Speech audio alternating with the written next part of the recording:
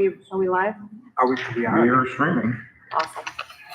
Thank you so much for being here. Before we start, I want to let you know that there is any Spanish interpreters that are needed. We do have that available. And I am really grateful for everyone to be here tonight. It's a lot more people that we thought we were going to come out to, so thank you. And as you can see, we're still kind of figuring things out, so I appreciate your patience while we're still figuring out the technical part of this. And so with this, this is part of just us gathering as a community. Oh, is my mic on? No. Mic on? No, it is. Oh. One more time, she's saying, do it again. Thank you for your patience. I know we're going through a lot of technical difficulties, and I appreciate everybody's participation in this, so I really appreciate that. And then we are doing the first community engagement out here. And so we will be figuring out a lot of technical parts. This isn't going to be a smooth process, but we appreciate the learning curve in this. And one of the things I wanted to note was that we do have a Spanish interpreter available, and I will point him out. Buenas tardes, alguien que necesitara traducción en español, pueden venir a verme a mí para este equipo. Gracias.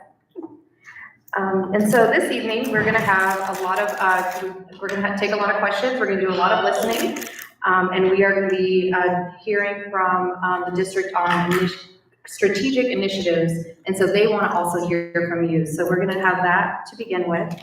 And then we will have a little bit of time just to discuss things that we've been doing this year that is really important to note. And then the one thing I want to emphasize is just mutual respect. There was a tragedy today of Charlie Kirk, and no matter where you are politically, I think violence is never the answer. And so with that, I think these engagements are something very important to participate in and to continue to have freedom of speech and to continue to voice your opinions and your thoughts to your elected officials. And so we want to, the other thing we want to be mindful of is when you ask a question, please be mindful that there are others waiting for their chance to ask questions. So please be respectful and focused on their time and all of our time. This meeting is for you, parents, students, teachers, staff, and community members. Your participation helps shape our district for our kids, for our community. I want to encourage your perspective, listen to one another's, and I want to leave tonight knowing that your involvement does matter. And so I'll hand it over to Trustee Johnson. Well, thank you, Trustee Dominguez. And I am one who's not very formal, so anybody in the room can call me Adam. The titles don't matter. We are all here to make sure our schools get better. And I'm really glad that you all came to listen, to talk, to share ideas. We have teammates in the back who are taking notes, so you can rest assured that the things that you share, that we capture while we're not writing them down verbatim, we will make sure that if there are questions that we don't know the answers to, we can follow up with you. And hopefully we can treat this as a conversation. I know people are watching online, but the people who are here, this is a conversation, and we want to make sure that this, as the first, we can set the bar really high, pretty competitive if you didn't know that. So we'll set the bar high with the great dialogue that we have, and then figure out how we can work together, because all of us together will make our district the destination district. And so we'll work together to figure out how to make that true in this specific place, and then across the district, we'll share our learnings, and we'll make sure that we continue to get better. And so we will hand it on to our amazing Kristen here.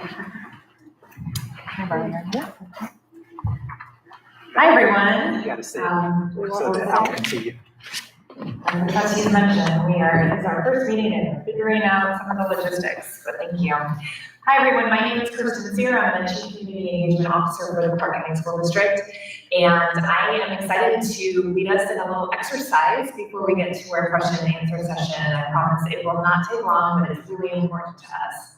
And so, we have a new Superintendent Ebert, and she just reported on her first 100 days to the trustees, and she's been very busy. She jokes that she has her running shoes on, but literally she wears sneakers a lot, and she goes many places. But now that she has implemented her 100-day report, and which is really focused on climate and culture at CCSD, now it's time for us to turn to a longer-term strategic plan where we will plan and co-design with our community the schools that we want to see for our kids. And she's made this really clear that she wants us to be a co-design plan, right? This is not just her plan, it's our plan. It's what do we want to see in our schools. And so we're going to ask you if you will participate. You are the very first people to give input, so we can't wait to see what you have to say. And I just wanted to say too, so we're entering into a public comment, public input gathering period. We'll be doing that through the fall. We'll be starting to draft the plan in like January, February, with the hopes of then having a final plan before the board in May, so that our schools will have something to work with for next fall. So that's the overall timeline. So if you see here, hopefully for our folks who are watching online, they can see this slide, and then for the folks here, there's a QR code.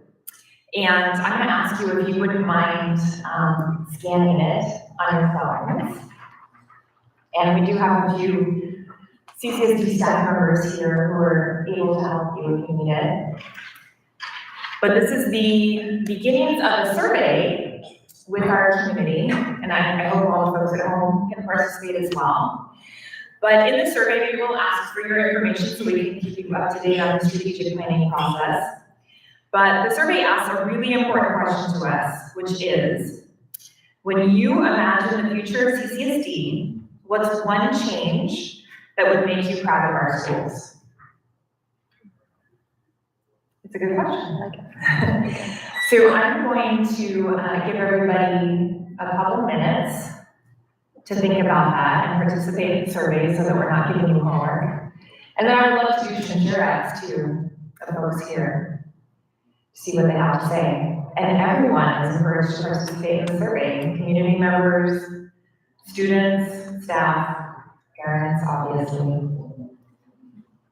Kirsten, if we do a share, will we be able to have people share their first name if they're comfortable doing so? Again, I want to make sure that we can just feel like we know each other. That's a great idea.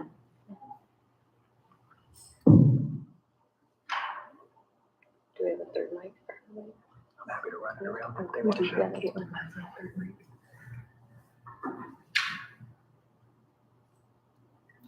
And for anyone who's just joining us on our live link, there's a QR code on the screen where we're asking folks to fill out basically a one-question survey, asking what's one change that would make you proud of our schools?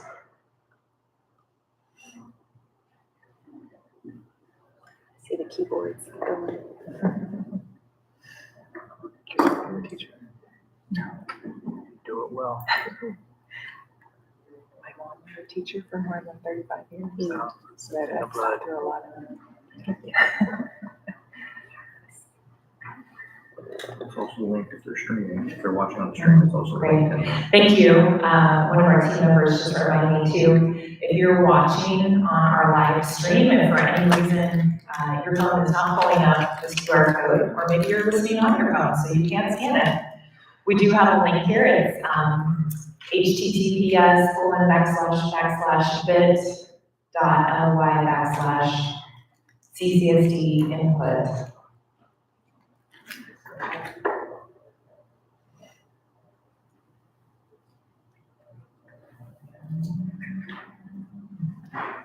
I still see people typing, so we'll wait a minute.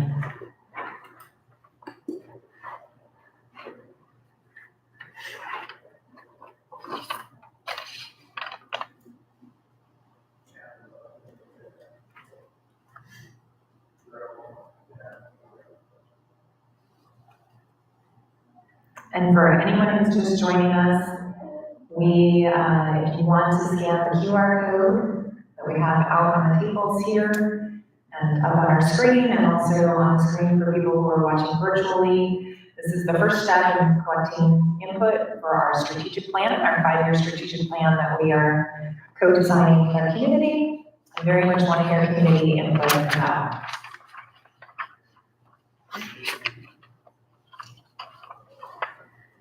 it seems like our folks here in the room have stopped typing. So I would love, Caitlin, I think you have a mic. Do you mind? Does anybody want to share something that they put into the survey about what's one thing that would make them proud of our CCSD schools? There's someone back there.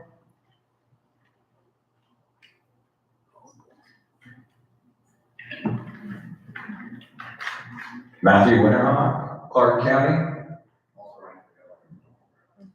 I'd like to. Oh, oh, shoot.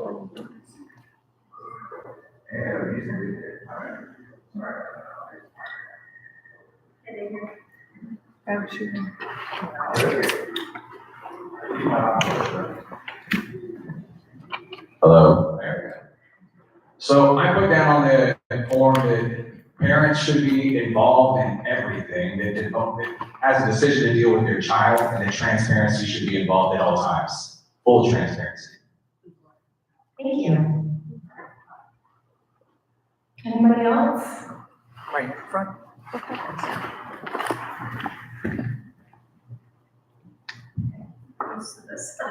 My name is Debbie James, and I'm with Clark County.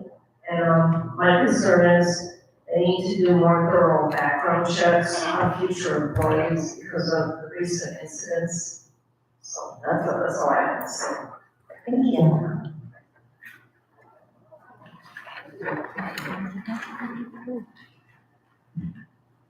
Hi, Ms. Decker, the resident, or down the road actually.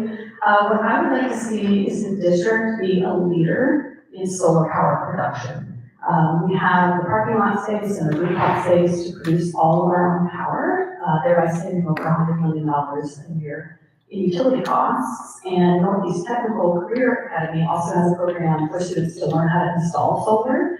And the new South Career Tech also has a program. So I would love to see those things expanded so that we're preparing our students for jobs of the future.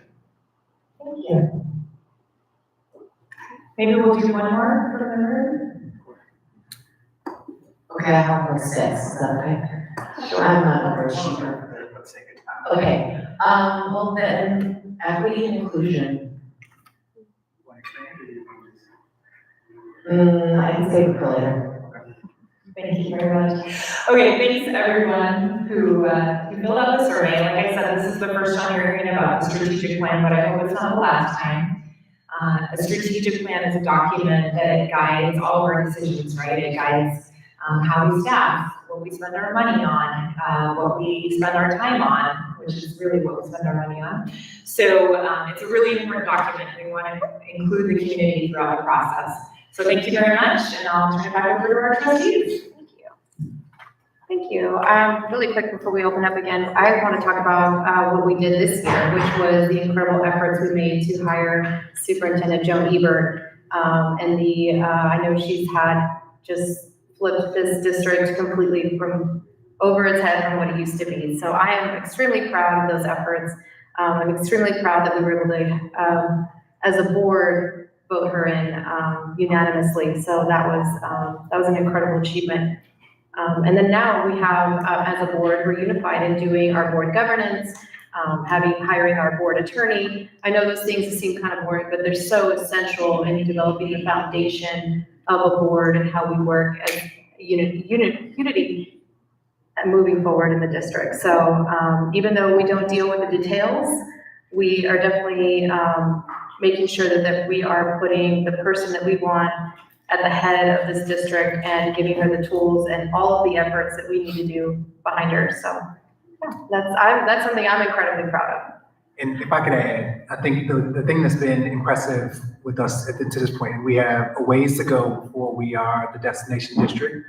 I think we've made it clear that we're going to be accountable for results. And so for me, accountability is incredibly important because you have to take responsibility for all the outcomes that happen inside of the school district. The good ones when we celebrate, and the ones when we don't do so well, we have to look at why didn't we do well.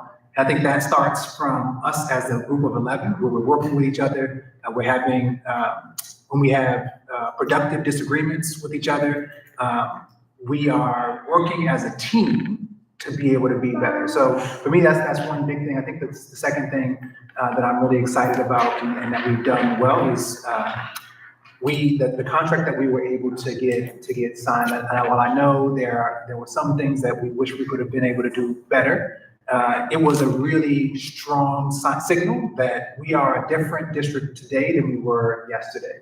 And so all we can do is continue to get better. And so that was one of the first steps that we took to be able to be better. And we, again, continue to take feedback around how we can be better. I know Lydia and I both answer every email that we get, and they come in really frequently.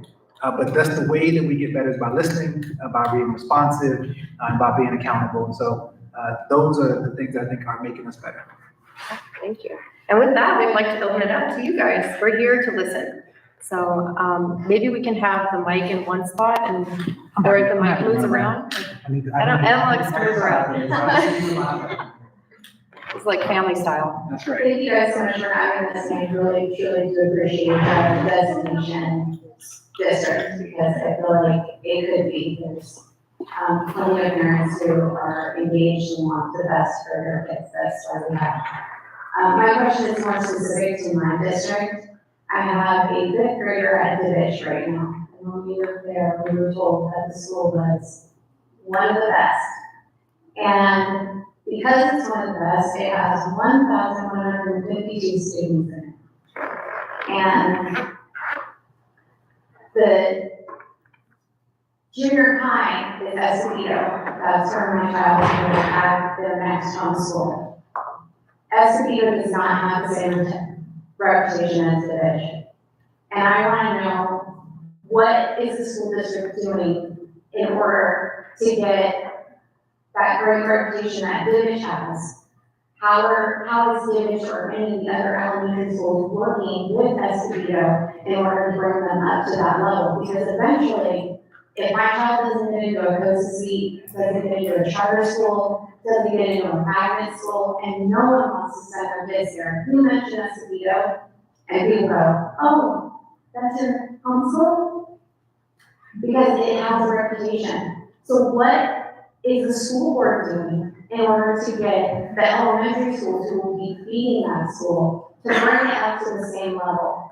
Thank you so much. No, thank you for the question. I know this is what it's all about, advocating for our kids. And as a board, we are here for policy. We're here to advise our superintendent. She's our one employee.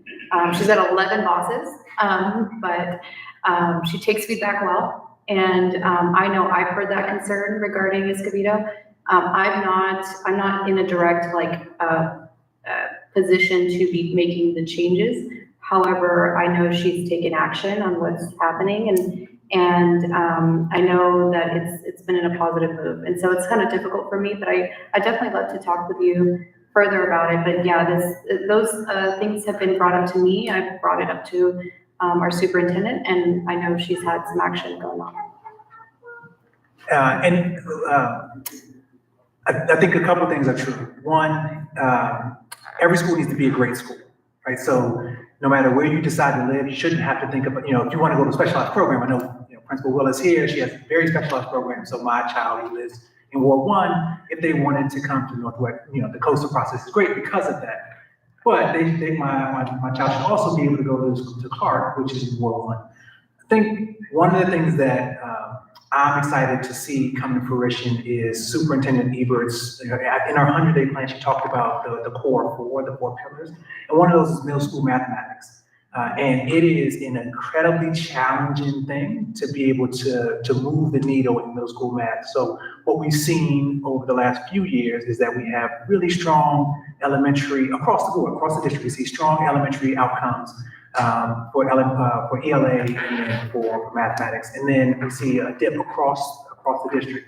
And so I think her focus on two things, one, math in particular, but then two, making sure that she and team are looking at the schools that have the farthest to go and putting the most emphasis and resources in those spaces. So I think that is the way that we're going to see the difference. And it's not that she's going to stop paying attention to high performance schools like the Sig Rogages of the world, but she is going to make sure that If a school is here today, and I know we haven't gotten our data just yet from the state, we're still waiting on it. But if a school is not performing as they should, how do we make sure we use the resources that we have to give them the extra support that they need? So that's going to look like in practice, it's going to look like that might be additional out-of-school time for students and providing additional supports for students in those spaces, providing additional teacher training so that they have the skills that they need to make sure that they are continuing to provide the instructional needs for students who have farther to go. So it really is about and I hate to use sports analogies, but about the blocking and tackling of the everyday, which is we have to make sure that we are figuring out where the gaps are with students. How do we support those students with the extra instructional time? So the tier 1 instruction, so like that's the tier 1 is like when we're in a classroom together, everybody gets that. And then if I'm a student who needs additional supports because my teacher has determined that we need additional supports, I get the out of classroom supports, tier 2 instruction. Then if I really have a long way, tier 3 instruction where I get additional supports on top of that. But that costs money and it takes time. And so figuring out how to layer that in every single school is going to take time. But you're right, we want to make sure that Escobedo is just as desirable as every other middle school in the district, but it's going to take a little bit of time for superintendent and team to really make sure that all the structures are in place to make sure that happens. So we're going to work together. We're going to keep at it every single day, and we're going to continue to report on how we're doing as well. So we don't want you to think it's going to go into a black box and we'll say, well, we figure out how. But we're going to be very, very clear about this is how far we've gone this year. This is where we're going to go for next year, and we're going to hold ourselves accountable to those results. Yeah. Thank you. Thank you for the question. Here we go. I know. I gave my notes. Sorry. I'm on the inside looking out, and I'm coming in from California. I've been here 18 years, but I make a point of touring distinguished schools in California. And the distinct difference that I see is the limitations placed on us when we're teaching at, for instance, you're using this program only, but the inconsistency within one building is so significant. I'm coming in with an architecture degree, I have a master's in architecture now. It's not just teacher training, it's the flexibility to bring, an architect in or somebody in that children can connect to. It's having the flexibility given that time. I have to squeeze it in 7 minutes and move on to the pace. That doesn't fly with me because the biggest difference that I see the distinguished schools is they take a moment, that teachable moment, and carry it out. Their plans are sometimes right on board, but I see engaged children. I see children who are significantly lighter, and I'm really seeing rules to reach that. But I have time constraints, I have paperwork constraints, I have constraints when I have to do acceleration. I want to see more flexibility and creativity, and I want to see something cohesive put in place beyond just teacher training. I think the teachers are screaming like, okay, we're using visions, but that's kind of just slowing down their program. And I would really like to see improvements and more flexibility, so some kind of an outline that kind of makes it more feasible district-wide. Can I ask what school, are you in middle school or high school? I am elementary. Elementary school. Thank you. So, okay, yeah, that's cool.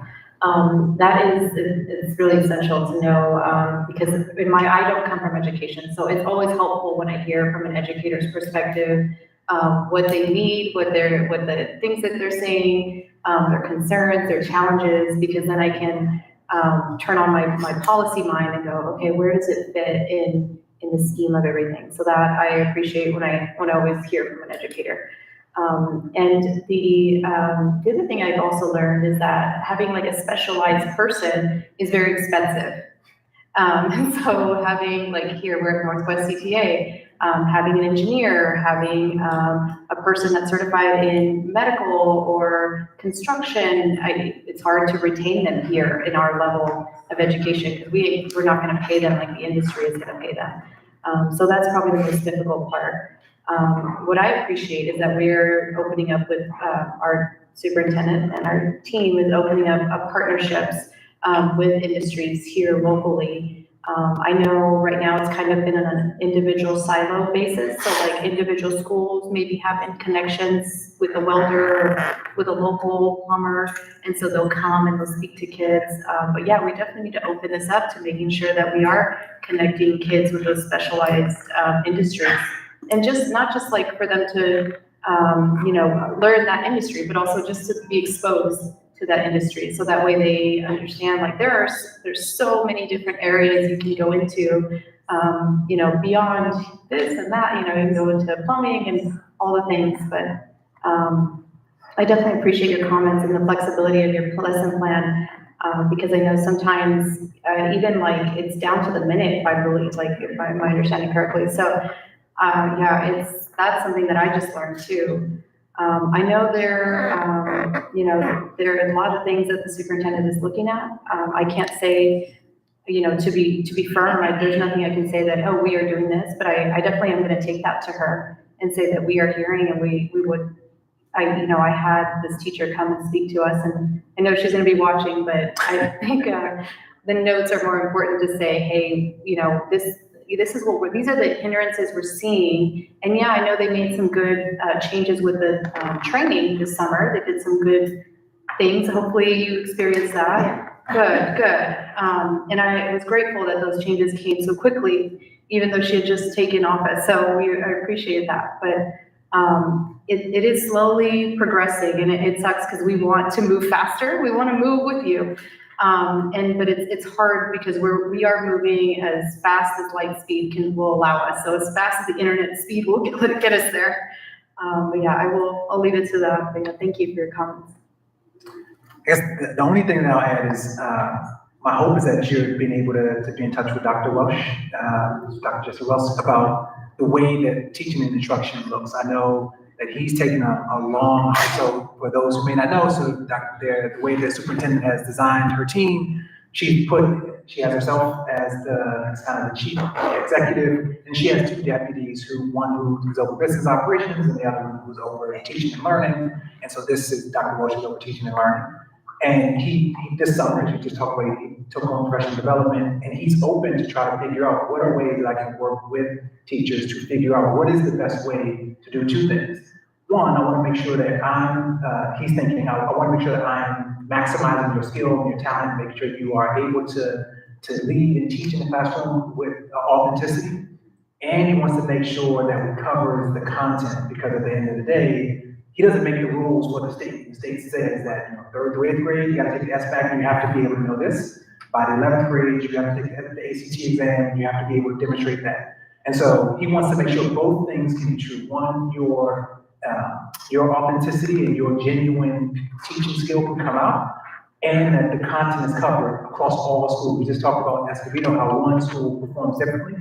So he has to make sure that there still is some structure, so that at the end of the year, when he looks at the performance of all students, whether you're on the east side or in Summerlin or on the mountain, everybody has been able to grow, and everybody is moving towards the larger target, which the state has put in place for us. So I certainly encourage you to reach out. He's very approachable. I know there are plenty of structures in between he and whatever gets put in place. But every that I've seen, that I've been on, that he's had a suggestion or he's been giving feedback, he responds within days. So my thought is, if there are some concrete solutions that you already have as you thought this out, I'd suggest you reach out to him. He'd be happy to take those into account as he's making his plans for what comes next.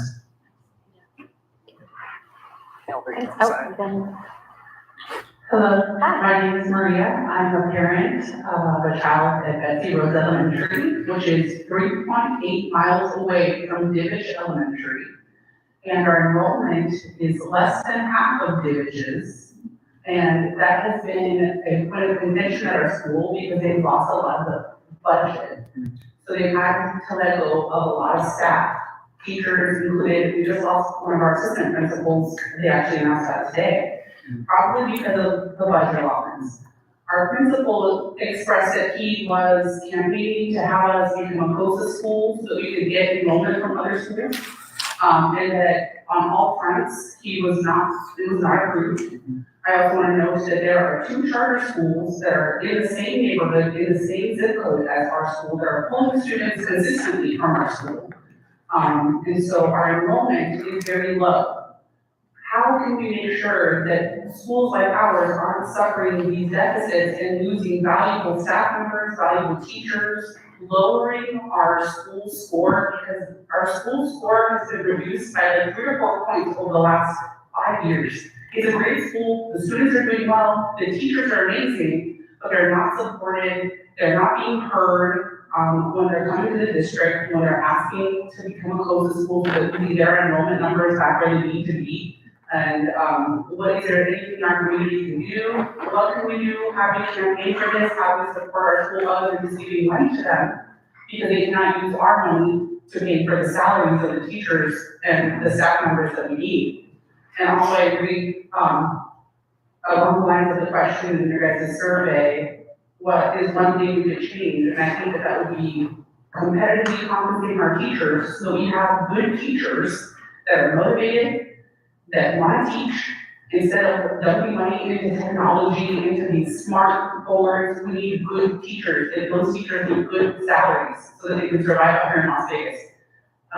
That is what we need more than anything. That is the number one thing. Compensating teachers competitively so that they can do a good job teaching our kids and making us that destination district. Thank you. You're welcome. Thank you for coming out here. Wow, you touched on so many things, okay. All at once. I need to start taking notes. So I know, going back to, my role when I was in the ASAC committee, and we would look at enrollment rates, we were looking at capacity rates, and there are some hot spots, right? There's some spots that are just, over capacity. And then there's spots that are under capacity, all the way to, I think the lowest I ever saw was 40%, which is very scary for a school. And that is the, if you've been following a little bit, that is the trends happening nationwide, is there are lower birth rates, and so there are lower capacity enrollment levels occurring. So our enrollment this year was lower than expected. And it's due to all sorts of things, right? Lower birth rates, I honestly, I believe in your parent's choice to do whatever you'd like to do with your student, whether it be homeschool, charter school, or public school. Obviously, I'm going to support public school, but I absolutely support everybody's choice in that.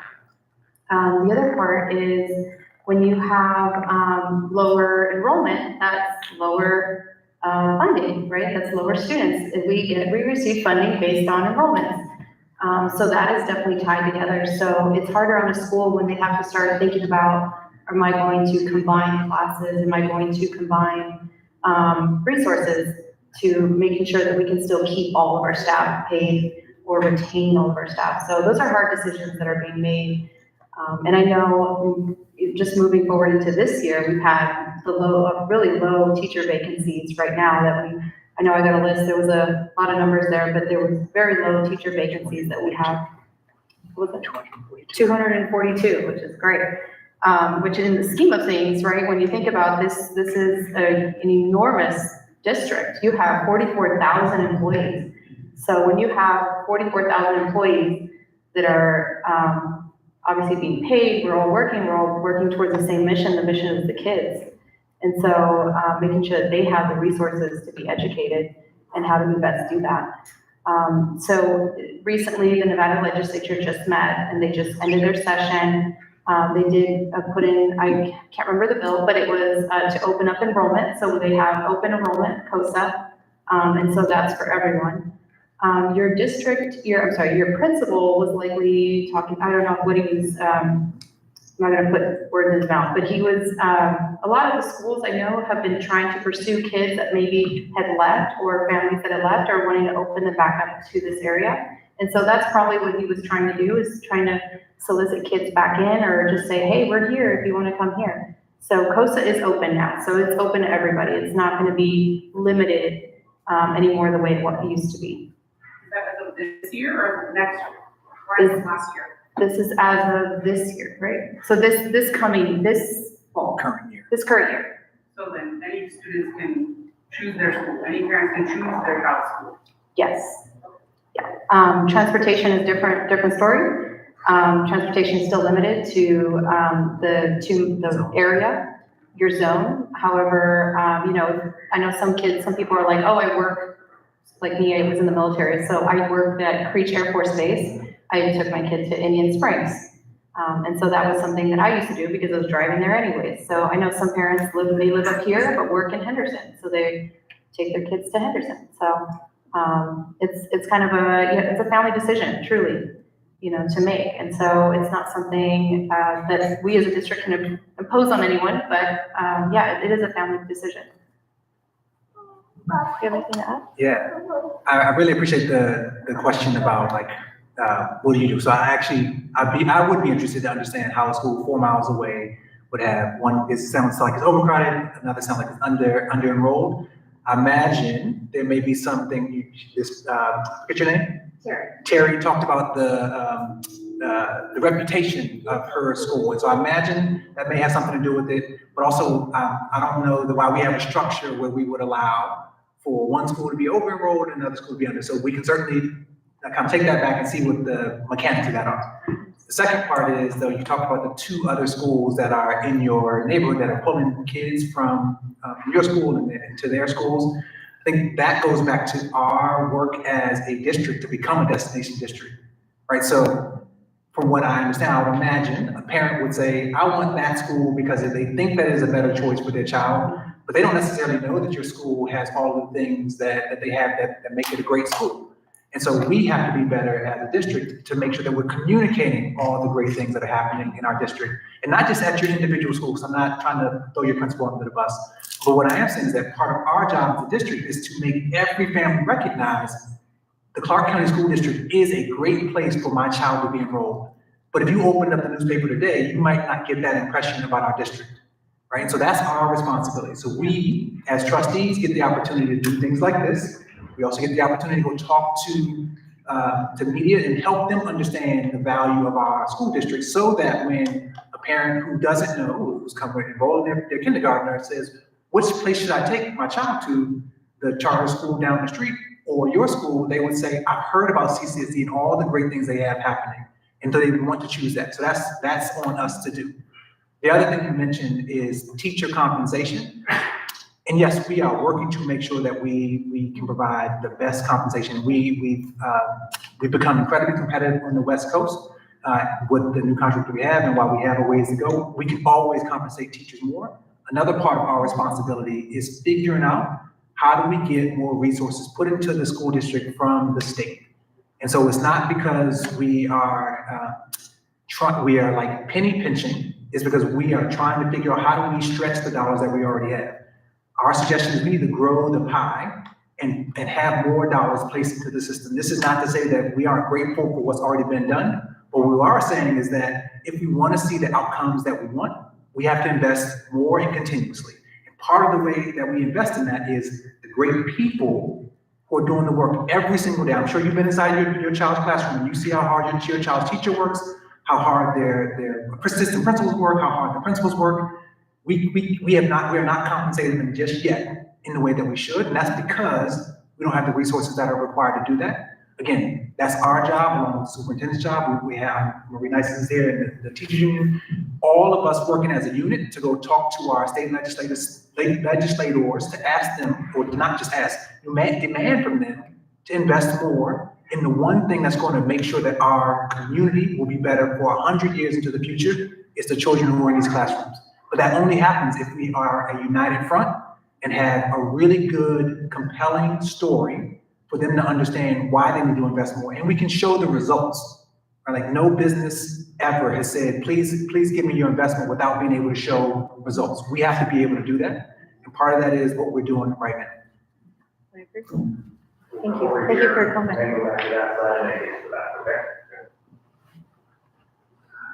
Hi, my name is David Gomez. Some of you know me. Trustees obviously do know me. Very outspoken and unapologetic. Yeah, I didn't do that. So I come from the east side and the west side. I am boots on the ground. Sometimes I feel like I'm part of the pavement. But one thing I can't figure out is if you give me 100 years to build a school district, I'm gonna build something that's monumental. Something that's like what Dubai did. It'd take 100 years to do it. But it just takes the right mind, the right ideas, and the right vision. Why haven't we got that far?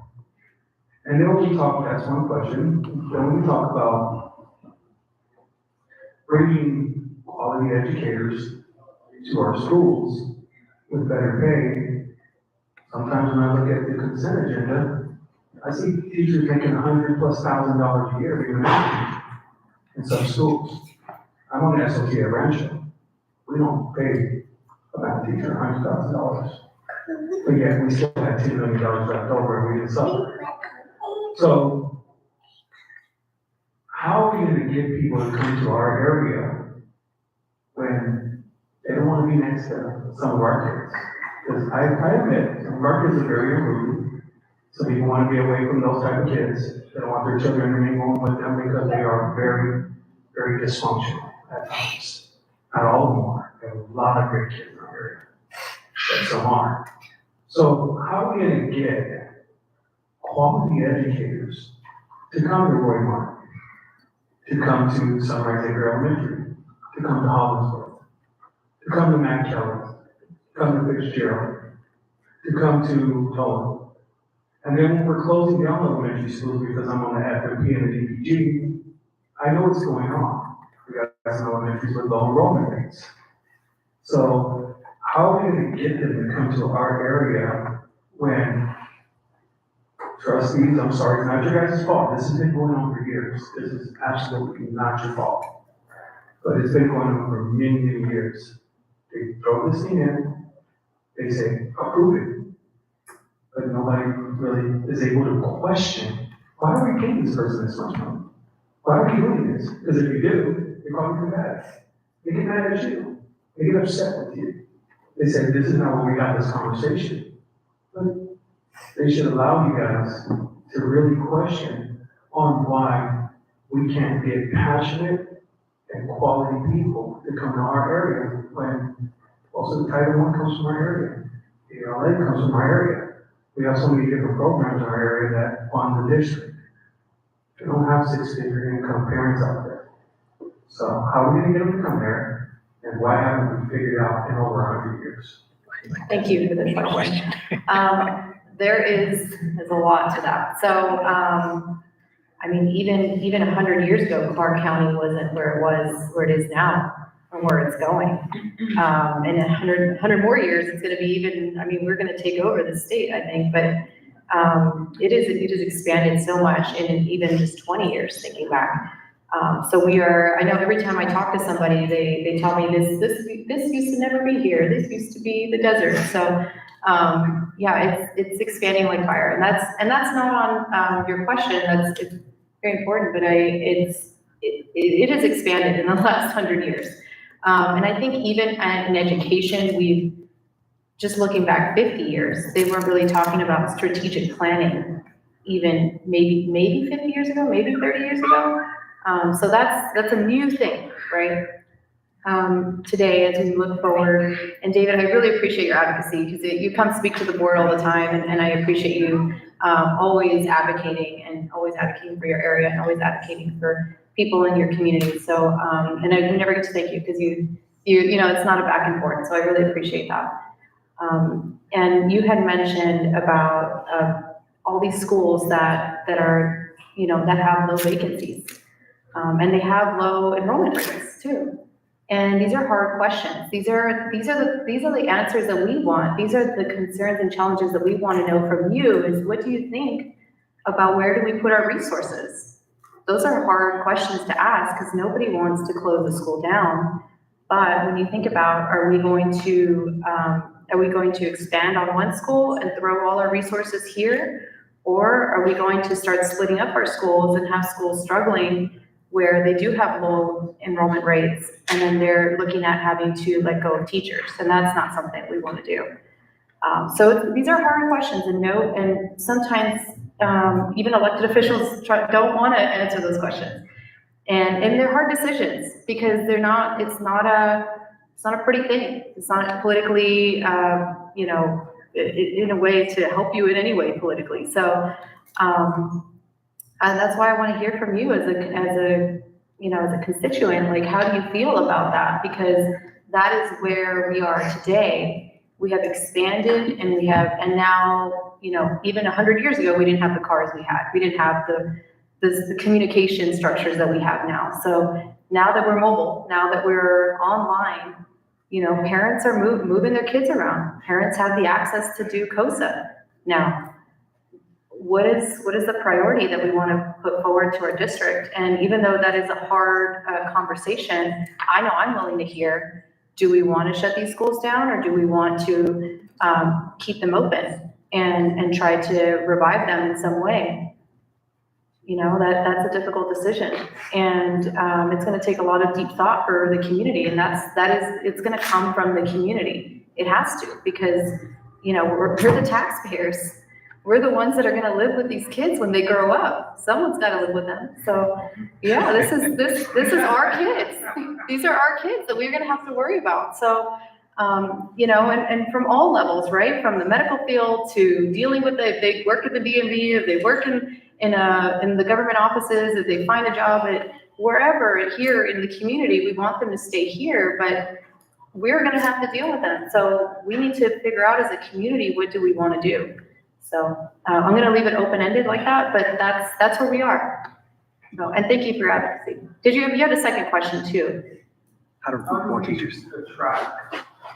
Oh, teachers, yes. Teacher recruitment. To that area, yes. I know we have just done incentive structures. So there are schools that have been identified that were just recently approved. So in the CCA contract. So there are schools that have been identified where if they are a Title I school, if they are historically low vacancy, they have an incentive like pay structure for those teachers. So that's the way they've tried to incentivize them to come into that school. And that's fairly new. So we just signed that like 2 weeks ago. A week ago, yeah. Oh, well, right. Well, let's just go. There's one in the back. Here, you take one. Hi, my name is Melissa. I also have a child that goes to Betsy Rhodes Elementary School, and I'm going to kind of touch upon what both of the parents have said here. So number one, I kind of want to express my frustration because we purchased a home a couple of years ago when we were zoned for Betsy Rhodes, and the school was rated a 9 out of 10. So we knew that was going to be, a great school to go ahead and send my son to.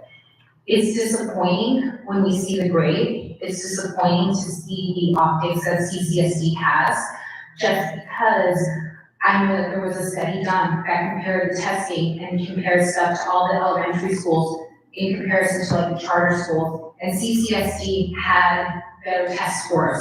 They have stronger scores in leading areas and stuff like that. But then again, you look at the school, and our school has a 5 out of 10 rating, and it's no longer desirable. We have half the enrollment that Divish has because we're not desirable. And our test scores, they're great, they're fabulous. These kids are excelling, they are learning and stuff like that, but it's not reflected. And that's frustrating as a parent, that's frustrating as a homeowner in that community. You can add property values into that as well, because again, it's no longer desirable. And it's really frustrating that this is not being communicated, and the optics of CCSD is really poor. And then again, today it's really upsetting too, when we get news that we're losing our assistant principal because of budget cuts, essentially, is pretty much what's essentially to be assumed. We lost 17 staff members last year. There was a total of 10 admin, 7 teachers, and now we're losing the vice principal. That's 18 essential staff members over 2 school year periods. And as far as the COSA goes, it is baseline enrollment, but our school doesn't improve for COSA. So we also lost a lot of students that they started from grade K all the way to 4th grade. Parents just happen to move, they're no longer zoned for our school, and guess what? They can't finish at the school they started. And again, all of this news that we're getting is Those are core objects on CCSD, and it's really disappointing, especially when we see our school and we're supporting it. And again, we want to do a lot of fundraising for the school, but there's only so much that the parents can do. So what is CCSD doing to take responsibility so you don't have a school like this that seems like it's failing? Absolutely. So we talked about this before. Like we have to change the narrative in the community about our schools, and part of what we're doing. And you're lucky because one of the people whose responsibility it is to change the narrative is like 3 people behind you. She's gonna raise her hand. Can you raise your hand, Kirsten? So her team is now responsible for helping to make sure that we are sharing the great stories that we have. So already our social media is different than it was 6 months ago. The number of media engagements that we have is different than it was 6 months ago. And she only started 2 months ago, 1 month ago. But in all seriousness, part of her deep responsibility is how do we make sure that we change the narrative? And so we absolutely need not just us here at the board, we're responsible for it, we're taking responsibility. We do want your help too, to help change the narrative. So parents talking to parents. So whatever community circles that you're in, helping to tell other community members about your school. And so Kirsten and her team will do the large work, talking to the LVR, the Review Journal, and to TV stations and on social media. But as you very well know, it is parent to parent that moves things. And so as we begin to be better, we're going to help our principals also learn how to tell the story of their school so that they are, because everybody thinks my school is great, but the district might not be great, right? So if the principals are really taking control of narratives of their own schools and making sure that they're able to tell stories and share the great work that's happening, then you in your circles are sharing that, and then we as a district are also doing our part, right? It becomes an immovable, like a really strong force in changing that narrative. But you're right, the narrative has not been great, and that's part of our responsibility right now. See hands. Matt Winterhoff, once again. So as a candidate for governor of the state of Nevada, I get approached by many teachers, many parents, because they're afraid of retaliation. That's why I'm at the CCSD, that's why I speak out on behalf of many of them, because they don't want to have the retaliation from speaking out themselves.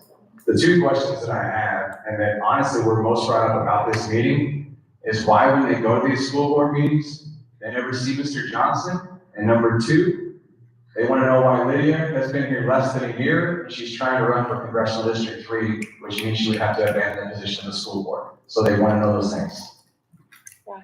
Thank you for the question. I am I'm so honored to serve. I actually, the night after the election, I woke up with such a heavy weight on my chest to serve, feeling like everyone's hopes and dreams, honestly, were on my back. And so it's been a privilege to serve, and it's been a privilege to serve my entire life in the Air Force and everything I've done. And so even though I won't be discussing politics here today, I'm more than happy to have a conversation with you afterwards, but it has been my truest honor and privilege to serve. Just in spirit of directness, I have a 9 to 5 that requires me to do travel. And so my travel at times will take me out of state. And so when I'm out of state, I attend the meetings virtually. So for example, on the 27th, my birthday, or maybe the 28th, I attend that meeting virtually. So that's the reason why if I'm not present physically, I'm going to be present virtually. And so I've done as best I can to make sure that I can reduce the amount of work travel that I have. But we have a lot of meetings. We meet twice a month, plus a work session once a month. So that effectively leaves, it's 1 week out of the month where there is no meeting. But my work travel schedule, it will require me to be on the road sometimes 4 days out of a month, or maybe 8 days out of a month. And so they happen to fall on those days. And our work travel generally is Tuesday to Thursday, because we don't try not to travel on Monday or Fridays. And so that's a conflict. But I recognize that it's important to be present. I recognize that it's important to continue to engage. So I do my best so that if I can avoid a work trip, I do it. But I'm certainly am always happy to make sure that people know that I'm there, I'm present, I've been engaged, I've read materials, And I still need to make sure that I'm able to take care of my family, which my job allows me to do.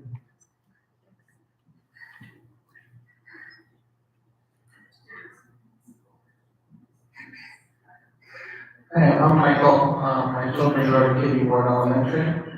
We do have a elementary school very close to us, but after beyond that, it's like 3 miles. And I know that Oliver's the built up, I know the building up on the 215. I was wondering, and it might not be your question, but what is your team doing to advocate Clark County and the commissioners to make sure that schools are part of the master plan? Because I understand that they have the land and set aside and the school's never built. So that's part one. And second is, I know that you mentioned funding and budgets and that's come across, it's always a hot topic. But what are you guys doing to advocate for more money from the marijuana tax, from casinos, talking to the governor and going to state legislation? Thank you for your question. I know lines of communication have been closed for a very long time. And so that was probably one of the biggest reasons why I decided to join, was why are they not talking to each other? Even as simply as traffic safety in front of schools. And so I've been very, very proud to see that our superintendent has reopened those lines of communication. She has been meeting with councilmen. I think she met with the mayor. She's been meeting with as many people, and obviously she has a relationship with Governor Lombardo when she was working under him. And so she's very close to a lot of legislatures and has a lot of working relationships with them. And so I appreciated that she brought that into the table as she came in. One of the things that's just so important is having that communication as far as like the simple things, right? And having them, again, I go back to traffic safety because my district includes Arborview. And so it is very important to make sure that we have that traffic safety available. When it comes to building schools though, when it comes to the municipalities, it's a little different as far as that communication goes. It's more for us, for the funding and the strategic planning of the schools. And so you don't want to build a school if the enrollments are low. So if we build a school and there's low enrollment, then it's setting that school up for failure, to be frank. And so I know there's been a lot of talk about building a school. There, you have high enrollments in this area. Why are we building a school? Well, we have our trajectory of low enrollments coming in. And so what's going to happen in a year or two when we build that school, and now the other schools have stabilized with their enrollments, and now we're going to pull kids away from that school. And so it's kind of a weird balancing act that we have to make sure that we do. So even though they are in communication as far as building the schools, like, with the titling and everything, but they're not in communication as far as the district strategic plan of how we're looking at that. And we have so many people that are so intelligent. They look at these numbers all day long. I don't want to call them nerds, but they kind of did. But they're very intelligent, and they look at these numbers and go, if we put a school here and we're going to be causing and affecting all the schools around them, what are we doing? How are we affecting it? And they don't just look at the public schools, they look at the charter schools, they look at the CTAs, and they say, where are we going to strategically place this school? And that was done for Northwest, that was done for Northeast. All these magnet schools that we have now, that's what they were looking at, is how are we going to offset the balance of high enrollment and moving kids around like that. So, and then you had a third question. I'm trying to retain everybody's questions. They're multi-layered. How do we advocate for funding? Oh, you were. Thank you. Thankfully, so advocating for funding is tied to our enrollment. It goes back to how many kids are coming to school, and that's the basics of it. Yes, we do we actually went as a board to Reno. We went down there to Carson City, and we went down to we have a Nevada Board Association, and they advocate for more funding. They advocate for things as an association. But it still comes back down to enrollment rates. It still comes back down to how many kids do we have. So if our enrollment rates are going down, then the budget numbers are going to keep going down. And so again, it's that balancing act of how are we going to redirect our resources to making sure we're not building too many schools to where now we can't fill them. So we want to make sure that we balance out taxpayer money correctly and be good stewards of that. So, thank you. I know there's a lot of questions. Okay. Take note. My name is Mike Marino from Indian Springs, First Secretary Service. This is about, Indian Springs was slated to get a new school starting in 2025. It got pushed back 2 years. And when the district came out to Indian Springs and talked to us about the school, they were going to build us less than what we physically have now. And I know you were there, but you weren't in charge of that meeting, you were listening. And the people that came out had no answers for all the questions that were asked. They had no plans of foot size. They really gave us no answers. And now here we're delayed for other schools that are going to be built on the Northwest. They had false information about the base not growing, about the town not growing. So a lot of that stuff that was said at the meeting was not true. And the people are upset when there's things you can do, save the Thunderdome, rehab the theater, and then we would have pretty much everything we have now, plus the new school you're gonna give. Because you know when they build that, you were at the meeting, it's smaller than what we have. And extracurricular activities for all the things that Clark County provides for the kids from middle school all the way up. When you take a giant gym and turn it into a small one and get rid of that, you don't have enough room. Kids are practicing in the hallway and in classrooms to do their sports and extracurricular activities. And if you take away the theater, that takes away a whole program. And the community would like some answers instead of just calling us off. You know, you were at the meeting, and you were good. You're on our side, we know that. But the rest of the district was not listening, and they haven't given us any answers. Yeah. Thank you for your question. I know I was tied. I feel like I was personally tied to the school, even though I'm trying to be neutral. But my son had attended that school when I was stationed at Creech Air Force Base, so I felt emotionally tied to the school. And during that meeting, what I heard from constituents is that they were not happy with the plans that were currently in development for the school. So the school hadn't started construction, but it was the development plans that they were not happy with. They all, from what I understood again, is that the community agreed, we do need a new school. There are things that need to be fixed. There are things that are run down, but we don't like the plans that architecturally are not suffice for that community. And so I know when we went back, and that was before Superintendent Ebert had joined us. So, man, I'm trying to get a little bit of the dates blurred, but I think maybe at 1 or 2 meetings later, we had decided to pause all new builds, which included Indian Springs. And we decided to pause for a year to wait for our new superintendent. And so even though that gave no answers to Indian Springs, that allowed time to reassess, to have the new superintendent come in and kind of do a reassessment on what is the strategic plan for this school and all schools in the district. And so I appreciate your advocacy. I know I'm going to be following up with that, and I can definitely give you an update on what's happened. I know we've recently she just completed her 100 days, and then I think they're going to be announcing their strategic plan. There's something coming up in November that they keep telling me about. So we're going to be, I know Kirsten's out there looking at me, but yeah, we're going to be having more of an update for that. But yeah, for Indian Springs, I know that was really important to the community. A lot of people are tied to that school. And it's more than just a school, just like Lundy, you know, it is more than just a school. That's part of it. So. You guys spend $8 million on Lundy for 8 kids. Yeah. And that's part of Indian Springs, the budget, they work together hand in hand to spend that kind of money for Lundy. And Indian Springs needs just a little bit more to rehab our theater and save our Thunderdome.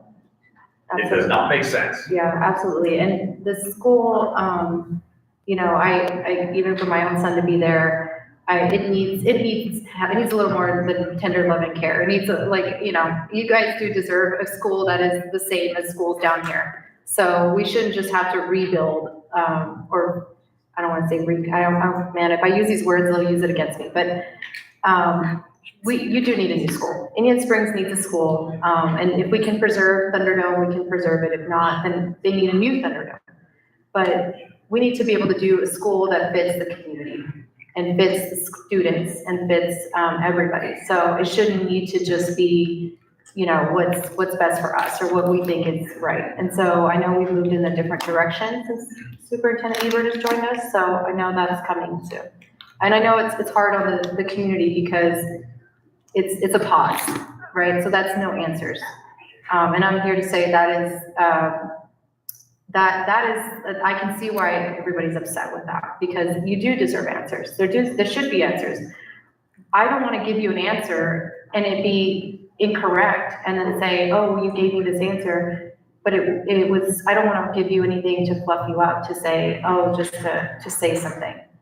That's not right either. So I want to give you an accurate answer. I want to make sure that the community knows that we're still waiting to see what direction we're going in, but I've been waiting on the superintendent's end of her strategic SWOT analysis. We just don't want less than what we have now, like building a new school and giving us classrooms, when it's the whole community uses that facility and the extracurricular activities. You can't do it in one little theater or one little gym when you have two now. So that's the biggest push. And thank you for advocating for them, because I know they have, they do need the school that they have. So we don't want to take a school away. So absolutely. Thank you. And I think it's a SWOT analysis in November is what we're waiting for. We have 1 minute.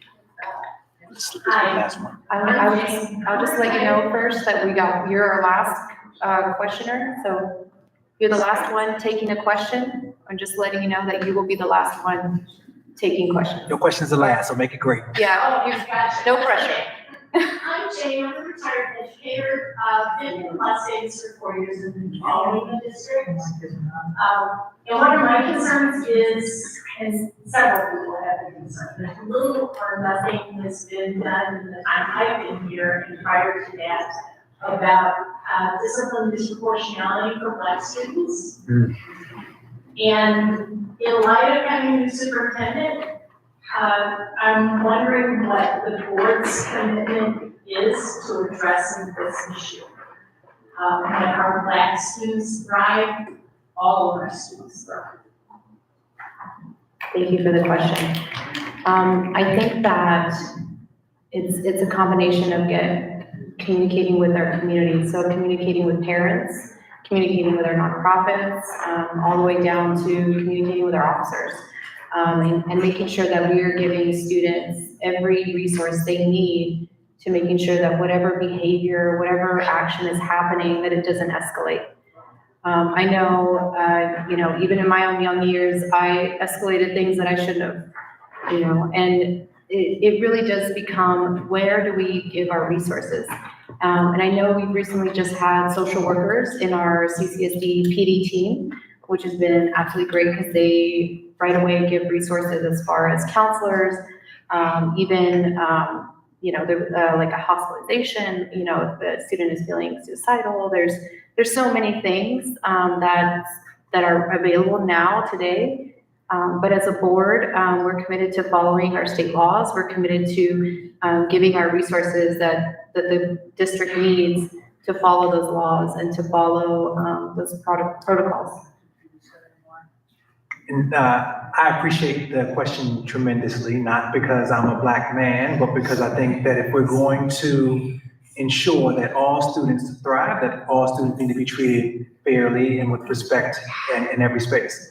Now, to your question directly, how do we make sure that the disproportionality is addressed? We actually have to make sure that we're looking at it consistently. We have to make sure that as we are talking to the superintendent and holding her accountable, holding to why are our students who, both Black boys and Black girls, being treated differently? And if you're saying, well, they're not being treated, I look at the information and I see at every time that Mr. McPartland brings that to us, it appears to me that those students may be being treated differently, not because someone is doing it consciously, but if the numbers are the numbers, and every single time you look at the numbers, one group of students is out proportionately being suspended, or expelled, they must be treated differently. I don't believe that Black students are acting any differently than other students inside of our classrooms. There must be something that the adults are doing that we haven't yet been able to address. And so it's not, again, this to me means we need to have more conversations around how are we perceiving actions, how are we preparing our teachers to be engaging with students so that as they come in, the implicit biases are being addressed. Again, the way we as a board hold the superintendent accountable is by asking for that information and asking to make sure that it's going down every single time that we see it. And what I really appreciate is that Superintendent Ebert is 100% committed to making sure that this disproportionality is addressed and swiftly, because there is no reason that we should see Black students being expelled and suspended at 2 times, 3 times, 4 times the rates of other students. In particular, when we don't see them academically achieving at 2 times, 3 times, 4 times the rate of the other students. In fact, it's the opposite. And so for me, if we're going to, as a board, make sure that rate goes down, we have to look at it consistently. We have to make sure that we're asking the questions. And then we have to make sure that the responses that we're receiving are in alignment with the actions that we see happening across the district. I'm really glad that Superintendent Ebert has taken action. I'm glad that she's made it a point of hers to address this topic, and she's addressed it head on. She said it publicly, she said privately, this is not right, I'm going to fix it. And so that's all I can ask of her, is to take responsibility for it and then to start taking action. The next step is we have to see results that align with the action. So in addition to that, she's going to ask, how can you help? How can you come in and provide supports for that? So she doesn't think she's going to do it alone. She doesn't think that her team is going to do it alone. She knows it's going to be a community effort. And so if you have suggestions, if you have things that have worked in other places that you've seen, I know you've been here for 4 years now, bring that to her as a suggestion. Talk about, help her create the plans. She wants community involvement and making sure that these things get better, because she knows we only get better when we work together. Thank you. Thank you for the question. And thank you so much for everybody coming. We do have a couple minutes that we'll spend off camera, I think, but so far this is great. I know we were building the plane and flying the plane as we were building it. So it was a great experience for me and hopefully Trustee Johnson as well. And we look forward to doing this all around the district. So there's going to be a calendar out there for other trustees going and doing this. And they'll be doing it all around in their areas. So I'm really appreciative that everybody came out and advocated for their student, for their school, for the community. And it's been a real privilege to be here. So thank you so much.